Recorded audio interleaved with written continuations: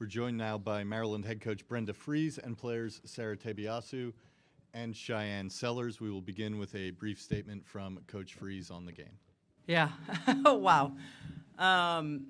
First of all, I can't say enough about our fans. A 5 o'clock tip where we live is a pretty tough time, and they definitely, like they've been all season long for us, gave us such a boost, especially when it went into overtime and then double overtime. I told them overtime is our time. And just, can't say enough, just so proud of this group. That it's going to be a heavyweight fight. Both teams, you saw the competitive spirit, the mindset to want to go on to the next round. I thought we came out with a great mindset. We punched first, and then, Alabama, responded with the character that they have. Really no team deserved to lose this game tonight.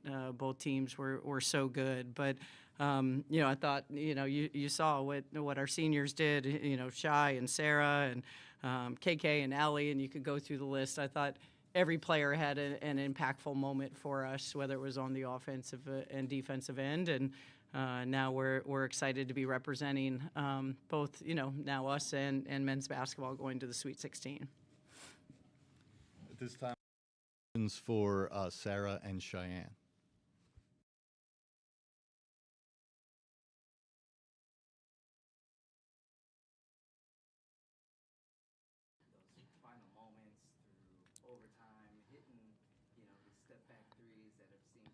Trademark down the end of the season.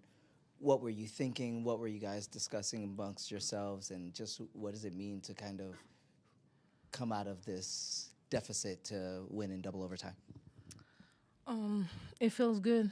It was really a fight. We went double overtime, but we just kept playing for each other the whole game. I know, I think it was like the third and fourth quarter. It was kind of like a little bit tough for us, but we never give up, and we kept fighting. That's all we did. Yeah, it was really good. Yeah. You were 9 for 9 there today. How much do you pride yourself in that, and how are you able to execute so well down the stretch?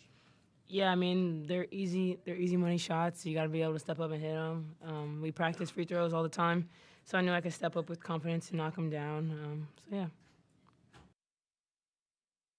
You've been playing at such a high level recently. It just feels like every single time this team needs a big three, you're hitting one off the dribble, contested. Can you just tell us what that feels like for those of us that haven't experienced playing basketball at such a ridiculous level? I have a lot of faith. Always, before games, I always pray a lot. And I thank God for this game. It's really a blessing. But my teammates, they always keep telling me, keep shooting, especially Shy. Always tell me to keep shooting and being confident every time. And Coach Brenda, she always tell me to be confident in every shot you're taking. So it's probably confidence, yeah, I would say. For Shy, you go to the free throw line that last time. It's your last shots here, biggest shots of your career. Is any of that going through your mind? Not really. I mean, honestly, I just wanted to knock them down. I didn't want to give them any hope. I wanted them to have to make a three if they wanted to send it into another overtime. I didn't want to give them an easy way out.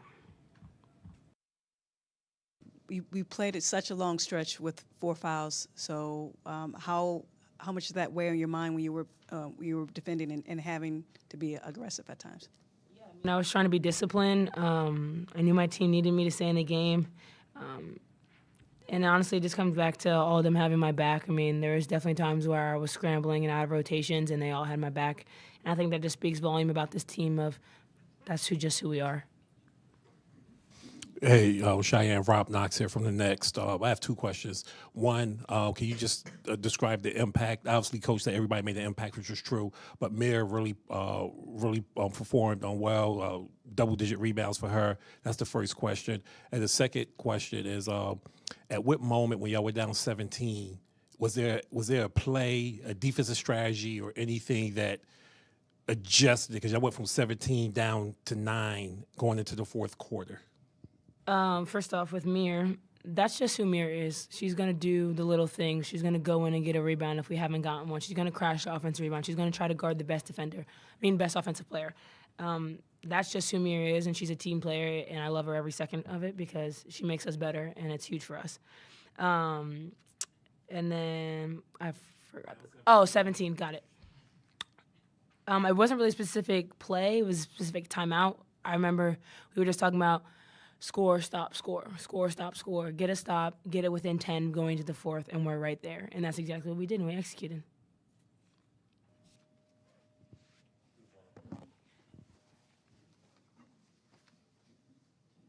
For Shy, a little bit of a follow-up.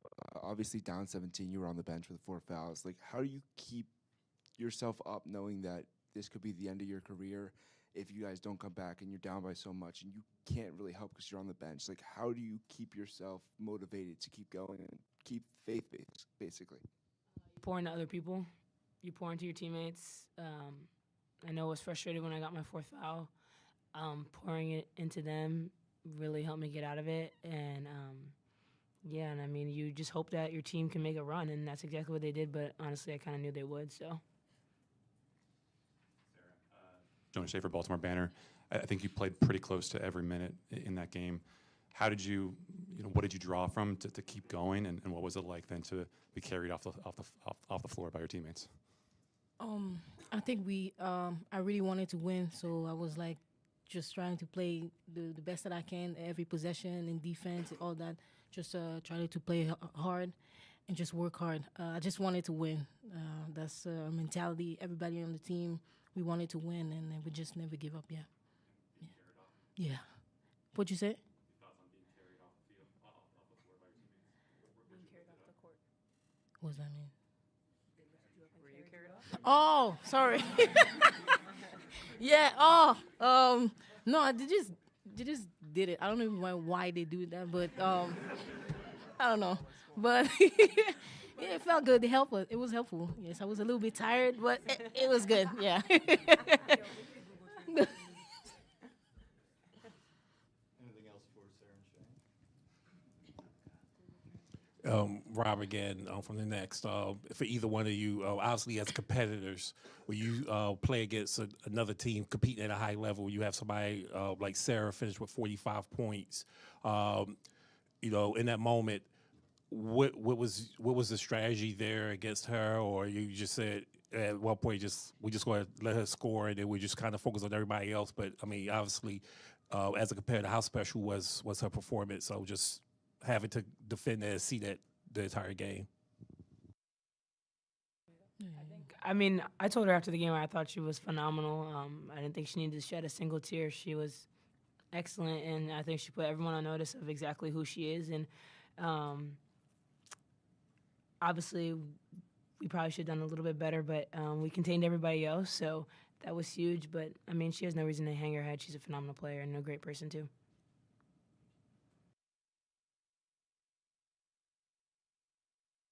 For both Shy and Sarah, when you're 80 and sitting on your rocking chair, what will you, when you think back to this game, what will you be thinking about? For so long. My back gonna crack and everything. It was fun. Really fun. Good. Even though it was tight games and everything, but it was really fun. We had fun, and it's a blessing to be a part of that. You're so classy. I think we have time for one more if anybody else has one.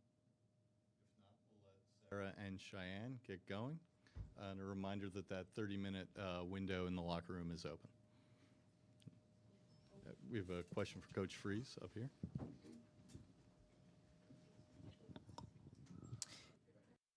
Copeland, Washington Post. I think I forgot to do that the first time.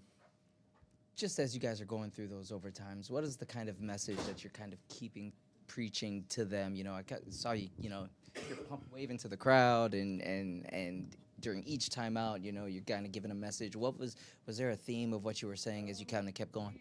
Continue to try to instill as much, energy and positivity, confidence. Went in there the first time. Overtime is our time, and I knew they were tired, but just really, needing to dig in even further. I mean, these guys played really, really heavy minutes, and then especially to come from 17 down, what that took to come back into this fold. So, and again, I just can't say enough about our crowd. This is why you try to earn that right to host and have that energy, because we absolutely needed it with both the double overtimes.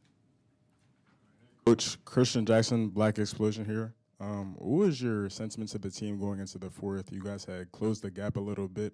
It was a 9-point game going into the fourth. What would you just tell your team going into the fourth and to close that gap?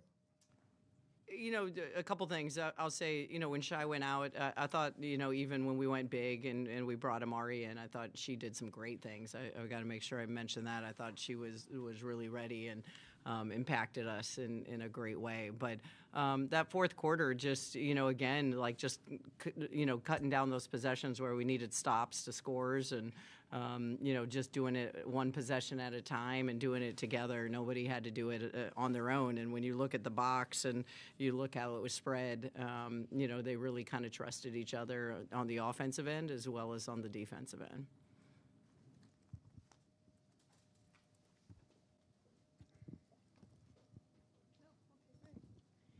Alabama did lose 2 starters in that fourth quarter due to fouls, and so how did that change the way you defended Barker and Kakian? I mean, the foul trouble was huge. You know, they were able to get KK out for us, and once they were in foul trouble, you know, we were able to, you know, dig off of a little bit because they were trying to pick on Sarah, and we were able to, you know, take some of the, you know, the post players when they had to go to 2 bigs and really be able to help. And then, you know, we were trying to double Sarah, you know, number 3. I mean, she just, you know, off of every ball screen. I mean, we were trying to get it out of her hands, but man, what a winner, what a competitor. She did everything she could to will her team to that win. It was an impressive performance. Max Schaefer, Testudo Times. Coach, you just touched on it a little bit, but can you talk more about what you got from your role players? Specifically Mir, I mean, she had, like, I feel like a role player's dream, just like getting every rebound and then guarding so well. Just like, I mean, 78 for Sellers, Schmeichel, and Tabiasu, but the role players did so much. Can you just kind of expand on that? They really did. I would say these last 2 games for Mir, I mean, defensively, the ability to lock down for us, and she did, even though, like, you know, Sarah had 45 points. I mean, Mir made her work and earn those 45 points. You know, she really had to work for him. And, you know, even to the point like Amari stepping out there and making a shot, huge. Sailor making a free throw. You know, every one of those points chipped away and just, you know, moving through and defensively as well. So, you know, it was massive to be able to have those minutes. Hi, Coach. Ben Messinger, Testudo Times. Ali Kubek was the only player in a double overtime game to score a double-double. She's been awesome in every NCAA tournament game she's played. Can you just talk about her impact in big games in March? I don't know what it is. I'm here for it. You know, it's been really special to be able to see and to see it from last year to. You know, I just think the body of work for Allie over time, it's like she learns to develop that trust in herself and the confidence. And again, I mean, she was huge. Look at her stat line. I mean, when you talk about 19 and 12, 5 assists as a post, no turnovers, 49 minutes, like I just can't, and banging down low defensively, you know, so many things that I actually had forgotten that she had played that many minutes and was, you know, when she got tired, I was kind of challenging her, and she was just huge. I just can't say enough. You sort of mentioned it at the outset, both the men and the women going to the Sweet 16, and it's the first time it's ever actually happened in the same year. Just how special has the last 24 hours been for Maryland basketball? Look how both teams won, and you look at that's the pride of who we are to represent, you know, our athletic department, our university, our state, you know, on the biggest stage nationally, and two teams that have been really resilient all year. I mean, you look at the men, and you know, you were just hoping it was going to break last night for them, and some of the buzzer beater shots that have gone on with them, and they've stayed the course and stayed resilient. And I'll say the same thing for this group through all the injuries and adversity that we've faced for this group. Could have folded at any point, that stretch of Texas and UCLA and those opponents. And I think that's what's so special is the journey that you get to have with this team, and to be able to watch it kind of unfold tonight. Coach, you had 2 opportunities to foul up 3. One time it came back to bite you, one time it didn't. Are you not a proponent of that? Do you ever consider that strategy late in the game? We've considered it. It hasn't really been who we are. So, yeah, I mean, I think you can second guess yourself anytime, with that. But, proud that, worked in our favor. In the non-championship game, national championship category, where does this rank in your career for wins? I think, Rose had shared like the last double overtime game was 2008 that I've been involved.